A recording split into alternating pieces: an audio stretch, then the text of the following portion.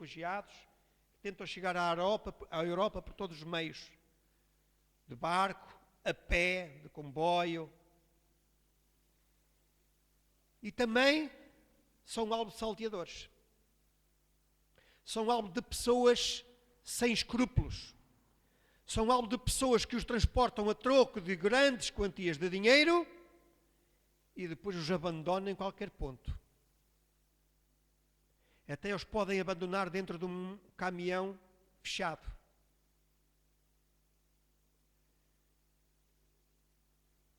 E nós vemos também por parte de muita gente indiferença, amados irmãos.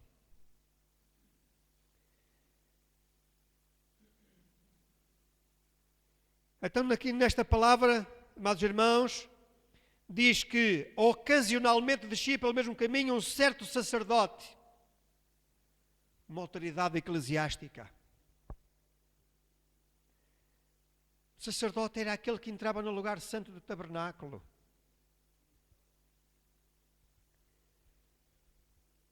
E diz que ao vê-lo passou de largo, afastou-se. E de igual modo também um levita, chegando àquele lugar vendo, desviou-se, passou de largo, nem se aproximou. Bastou ver aquele homem, isso não é comigo, isso não é para mim. Alguém há de passar, isso não é comigo, eu não posso tocar em corpos, sei lá se está morto, como é que está. Indiferença, amados irmãos. Indiferença. Infelizmente nós também vemos no dia de hoje pessoas que na estrada provocam feridos, provocam mortes e fogem. Há indiferença. Há indiferença perante o sofrimento. Há indiferença também, amados irmãos, pelas eleições. As pessoas não querem saber. E diz a lei que é obrigatório votar. Mas as pessoas sentem indiferença. As pessoas tentam fechar-se numa carapaça e pensar que esse facto as protege.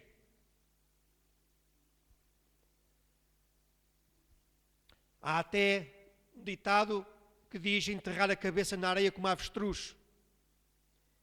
A avestruz, quando sente perigo, tem um pescoço muito comprido, o corpo está cá em cima, as pernas não se dobram, mas o pescoço mergulha na areia e enterra a cabeça na areia e pensando que daí já passou o perigo. Mas o corpo está fora, está exposto. E muitas pessoas agem um pouco como a avestruz. Amados irmãos, o sacerdote é o fiel guarda da lei, o guia do culto a Deus. Ele, junto a Deus, usa o próprio texto da lei que o proibia de tocar algum corpo morto para isentar-se da ajuda necessária ao homem caído em seu caminho. O levita, por sua vez, auxiliar do sacerdote, também, na condução do culto a Deus, também se vale da mesma maneira de pensar para não ajudar aquele pobre homem caído no caminho. Indiferença, amados irmãos.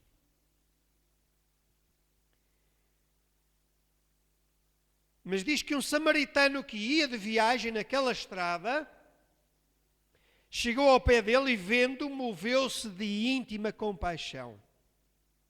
Um samaritano. Impensável.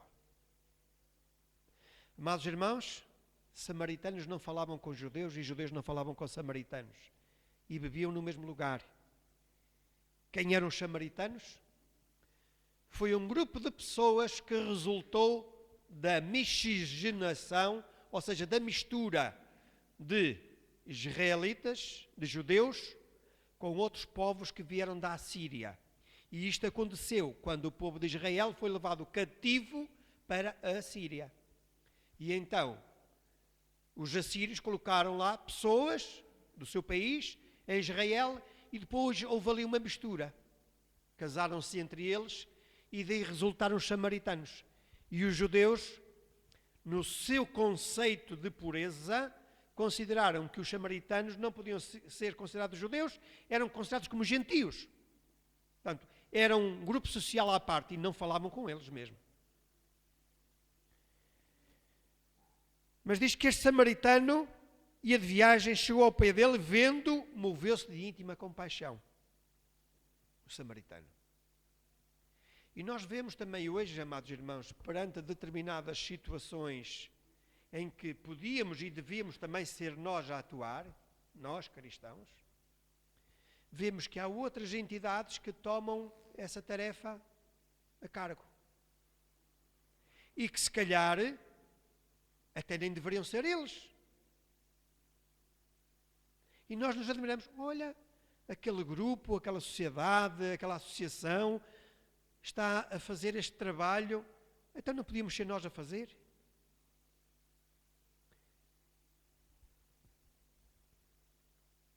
Este samaritano moveu-se de íntima compaixão, fez aquilo que o sacerdote e o levita não fizeram. Não tiveram compaixão daquele homem. Não quiseram saber daquele homem. Diz que aproximando-se, atou-lhe as feridas, deitando-lhes azeite e vinho, e pondo sobre a sua cavalgadura, levou para uma estalagem e cuidou dele. E logo ali lhe deu os primeiros socorros. Azeite e vinho. Se não sabiam, azeite e vinho também pode servir para curar feridas, amados irmãos. E é verdade. E é verdade.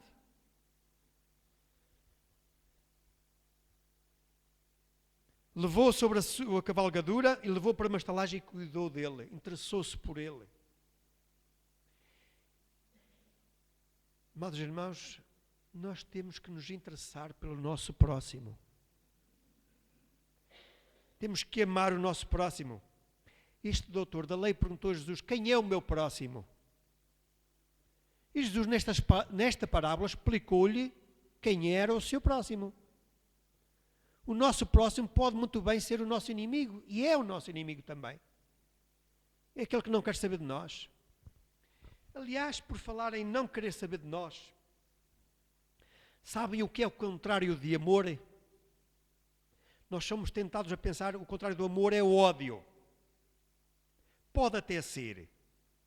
Mas aquilo que mais fere não é o ódio. É a indiferença. A indiferença fere mais que o ódio. Porque no ódio uma pessoa está mesmo a manifestar um sentimento em relação a outra. Está a reconhecer que ela existe e está a dizer, eu odeio-te. Mas a indiferença não. Na indiferença a pessoa vira as costas, não quer saber, faz de conta que o outro não existe. E isso fere mais. E aqui também fere mais porque esta indiferença vem de autoridades eclesiásticas, amados irmãos. Vem dentro da igreja. São pessoas da igreja, pessoas proeminentes, com importância na igreja, que tinham altas responsabilidades na igreja, que manifestam esta indiferença.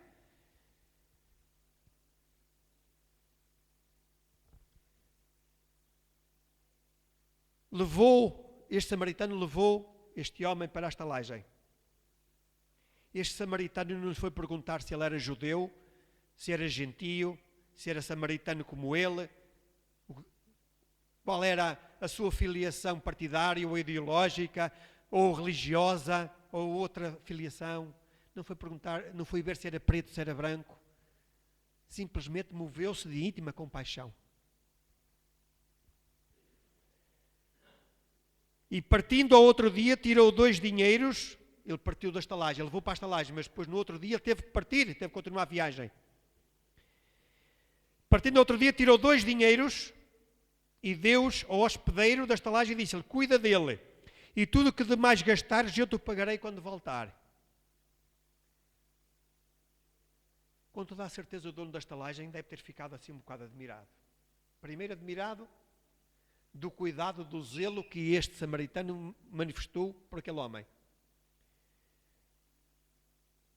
Da eficácia que ele manifestou também, dizer assim, eu vou sair, mas cuido que tu vais tomar conta dele, por isso te deixo dinheiro. Portanto, não quero que nada lhe falte. E se alguma coisa tu gastares e quando eu voltar, eu te pagarei. Portanto, eu quero que tu cuides dele. Dou-te já este dinheiro, cuida dele como se eu estivesse aqui. Portanto, este cuidado que este samaritano teve para com aquele homem. E o estalajadeiro, com toda a certeza, deve ter ficado admirado, porque também sabia quem eram os samaritanos. E pressupondo que aquele homem fosse um judeu, o homem devia ter ficado assim, realmente, olha, um samaritano está aqui a gastar dinheiro e a cuidar e a apoiar este homem que nem é da sua sociedade, do seu grupo social. E nós realmente também muitas vezes nos admiramos quando vemos outras entidades a tomar a dianteira e a apoiar pessoas que realmente necessitam. Amados irmãos, nós cristãos não podemos ser omissos. Como diz Tiago 4,17, aquele pois que sabe fazer o bem e não o sabe e não o faz, comete pecado. Aquele que sabe fazer o bem e não faz, e o sacerdote e o levita desta parábola sabiam fazer o bem. Eles eram conhecedores da lei, sabiam fazer o bem. Tiveram a cometer pecado. Pecaram. Amados irmãos, muitos exemplos de diferença nós conhecemos. E nós, meditando um bocado nesta palavra, podemos ver que se calhar em muitas situações nós também fomos omissos. Temos sido omissos. Mas nós, cristãos, não podemos ser omissos. Há um outro exemplo que eu queria também falar convosco, também ainda, na epístola, no Evangelho de Lucas, capítulo 15, um pouco mais à frente. Um outro exemplo.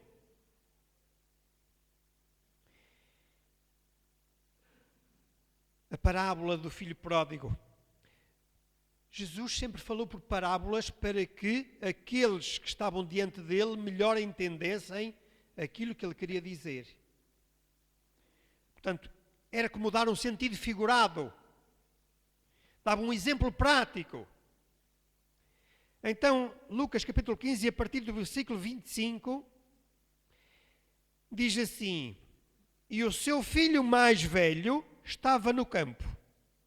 E quando veio e chegou perto de casa, ouviu a música e as danças. E chamando um dos servos, perguntou-lhe o que era aquilo. E ele lhe disse: Veio o teu irmão e o teu pai matou o bezerro cevado porque o recebeu são e salvo. Mas ele se indignou e não queria entrar. E saindo o pai estava com ele. Mas respondendo ele, disse ao pai: Eis que te sirvo há tantos anos, sem nunca transgredir o teu mandamento, e nunca me deste um cabrito para alegrar-me com os meus amigos. Vindo, porém, este teu filho que desperdiçou a tua fazenda com as meretrizes, mataste-lhe o bezerro cevado. E ele lhe disse: Filho, tu sempre estás comigo, e todas as minhas coisas são tuas, mas era justo alegrarmos-nos e folgarmos, porque este teu irmão estava morto e reviveu, e tinha-se perdido e achou-se. Amados irmãos, esta parábola do filho pródigo não nos fala só de um filho que decidiu sair de casa. Decidiu sair da casa do pai e levar a sua parte e depois, perdulariamente, de forma desregrada, gastou o dinheiro. E que depois, mais tarde, arrependeu-se porque sentiu necessidades e só quando sentiu necessidades se lembrou da casa do pai e voltou e pediu perdão e disse que não era digno de ser considerado filho dele, que bastava ser considerado como um servo do pai. É isto que esta história basicamente nos transmite. Mas há mais lições que nós temos que tirar desta parábola, amados irmãos. São dois irmãos. Um saiu de casa. O outro continuou na casa, não saiu. Aparentemente, este estava com o pai. Este comungava com o pai. Será? Será que tinha comunhão com o pai?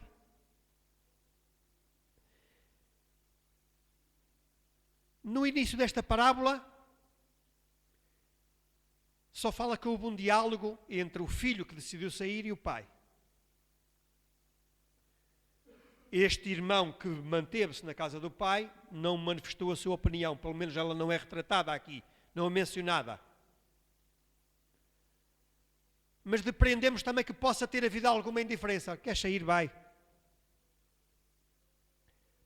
O pai também não pediu a opinião do filho, porque o pai realmente era aquele que mandava em casa, era ele que geria a fortuna, os bens. Por isso é que o filho que decidiu sair foi pedir ao pai a sua parte. Não foi pedir ao irmão, foi pedir ao pai. Só nesta parte final da parábola é que este irmão entra. E entra de que forma? Indignado. Todo indignado com a festa que o pai estava a fazer ao irmão. Perguntou a um servo: que barulho de festa? O que é que eu estou a ouvir? O que é que os meus ouvidos estão a ver? A ouvir e o que é que os meus olhos estão a ver? Ah, foi o teu irmão que voltou e o teu pai matou-lhe o bezerro cevado, está a fazer uma grande festa. E ele foi ter com o pai, indignado. Não pode ser, tu não podes estar a fazer isto com o meu irmão. Ele saiu de casa, gastou o dinheiro todo. Além da indignação, também não havia aqui perdão. E ele, com toda a certeza, nunca perdoou o irmão. Nunca perdoou o irmão por ter saído de casa e ter levado a sua parte. Se calhar, se o irmão tivesse saído sem levar a sua parte, ele devia ter ficado contente, com toda a certeza. Mas como o irmão já levou a parte dele e estava a voltar de mãos vazias, ele estava indignado, porque agora o irmão vinha comer da parte, se calhar, também que cabia a ele. E ele estava muito receoso disso. Portanto, ele nunca tinha perdoado o facto do irmão ter saído de casa. E o pai disse-lhe: filho, tu sempre estás comigo, e o que é meu é teu. Ah, mas nunca me deste um cabrito para me alegrar com os meus amigos.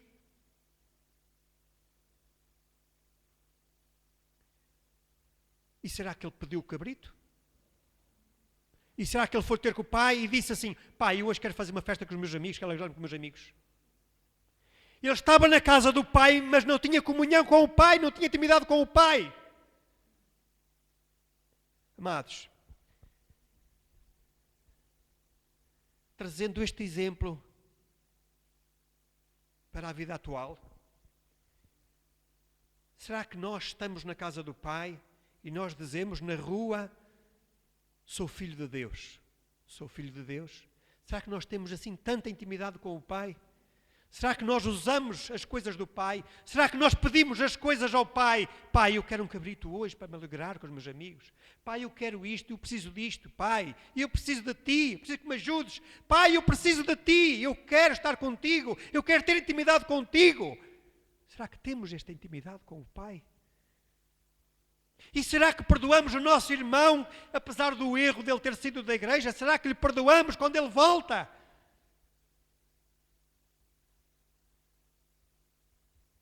Com toda a certeza, durante todo o tempo que aquele filho saiu de casa, o pai esteve sempre preocupado com aquele filho. Será que ele está bem? Será que ele está a padecer necessidades? Será que não morreu? Aquele pai, com toda a certeza, está preocupado com o filho. Todos os dias, com toda a certeza, ele viria ao caminho ver se viria o filho voltar. Até que um dia veio aquele filho, correu para ele e abraçaram-se. E aquele irmão não teve o mesmo procedimento, indignou-se com o irmão, ele estava a rejeitar o irmão, ele sempre teve indiferença pelo irmão, e viviam os dois na mesma casa, com toda a certeza, ele nunca perdoou. E se ele não perdoou, com toda a certeza não tinha intimidade quando o irmão estava ali junto a ele, antes de partir. Amados, nós temos que ter intimidade com os nossos irmãos, temos que ter comunhão com os nossos irmãos e com o pai. Ninguém pode dizer que ama a Deus se não ama o seu irmão, se não ama o seu próximo. Esse tal é mentiroso. Se diz que ama a Deus e não ama o seu próximo. Amados, estamos sempre a tempo de corrigir, o que quer que seja. menos de nos arrependermos. Porque realmente há coisas que podem ser irreparáveis. E a palavra também diz que nós iremos sofrer as consequências dos nossos atos. Portanto, há coisas que vamos ter que mesmo sofrer.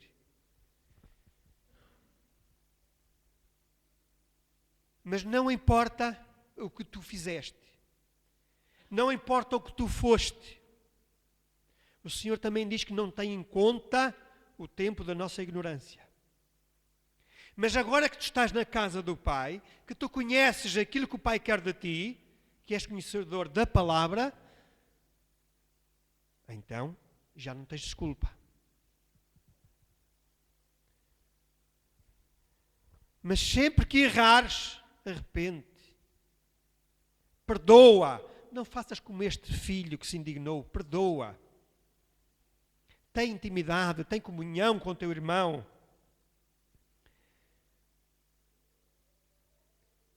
Estamos a percorrer um caminho, amados irmãos. Há um caminho a percorrer, há um alvo a atingir. Não importa realmente o que é que já foste. Eu não quero saber.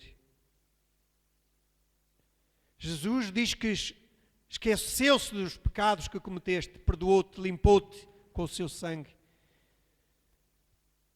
Estás a percorrer um caminho e o alvo é Jesus. Que tu não possas voltar para trás como fez este filho. Mas se voltares para trás, no caminho, volta para a casa do Pai, como ele fez. Amados irmãos, o voltar, afastar-se do Pai traz sofrimento. Ele sofreu, teve fome, foi maltratado. Voltar para trás traz sofrimento. Então, procura não voltares para trás. Segue em direção ao alvo que é Jesus Cristo. Não interessa como tu começaste. Eu fui um pecador. Eu fui, amados irmãos. E ainda sou. Eu não só fui, como ainda hoje sou. Todos nós somos pecadores. Mas conheço um Deus que eu sei que me está pronto a perdoar desde que eu me arrependa, sinceramente, em meu coração. E voltar, não pecar.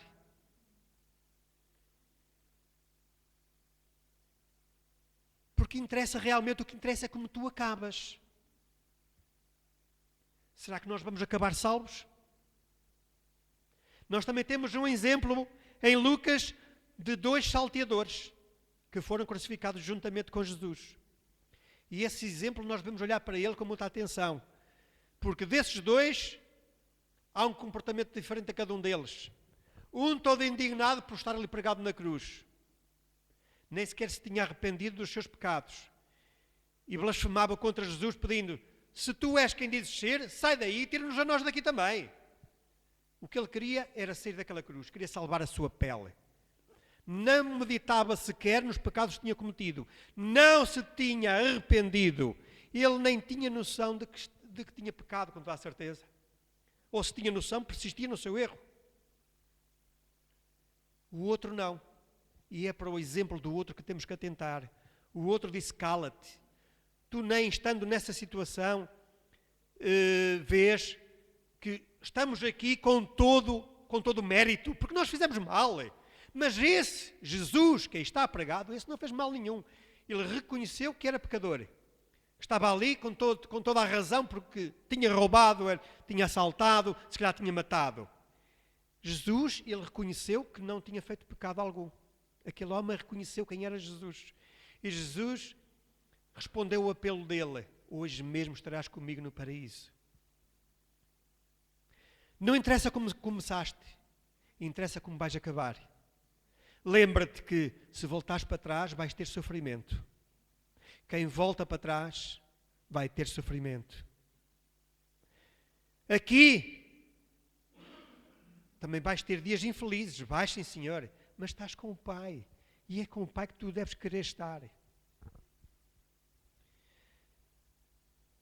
Amados irmãos, que estas parábolas, estas leituras que nós fizemos, estes estudos que nós fizemos desta palavra, nos possa fazer pensar Primeiro, não devemos ser indiferentes. Devemos lembrar quem é o nosso próximo. Devemos perdoar. E devemos continuar no caminho, firmes apesar das dificuldades, amados irmãos. Amados, vamos ficar em pé. Senhor amado, obrigado, Senhor, pela Tua palavra, pela Tua presença, Senhor. Ajuda-nos, Senhor, a caminhar para Ti. Sabemos que o caminho é estreito, o caminho é apertado, e estreita é a porta por onde nós temos que passar, mas é por essa porta e por esse caminho que nós queremos passar e andar.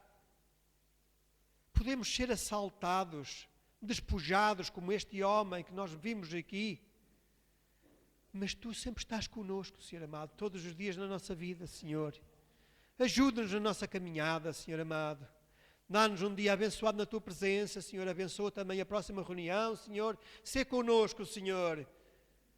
Oh Deus, Te agradecemos tudo em nome de Jesus. Amém, amém, amém. Fiquem bem, amados irmãos. Aleluia.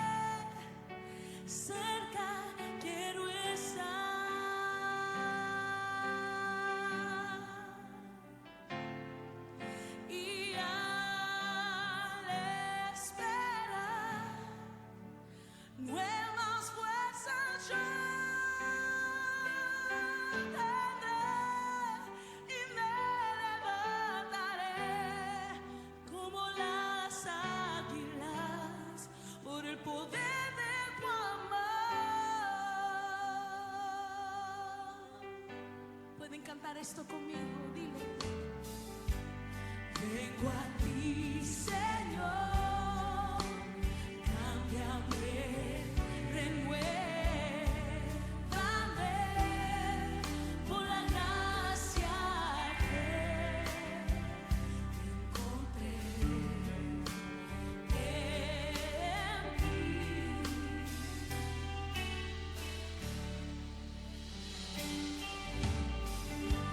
Ahora sé que las debilidades en mí desvanecerán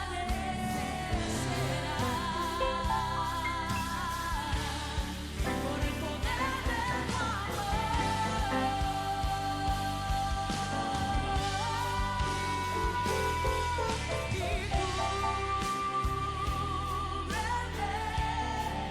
con tu amor, rodéame y tómame, que sepa, yo quiero estar y al esperar nuevas fuerzas yo tendré y me levantaré como las águilas por el poder de tu amor. Esta es mi oración ante Él. Yo te pido, Dios, yo te quiero ver cara a cara.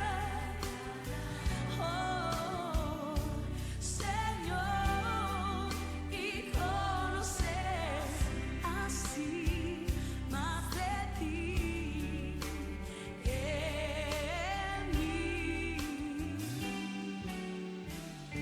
Si tú deseas que el Señor te use, levanta tu mano y dile: prepárame, Señor, para hacer tu voluntad, viviendo cada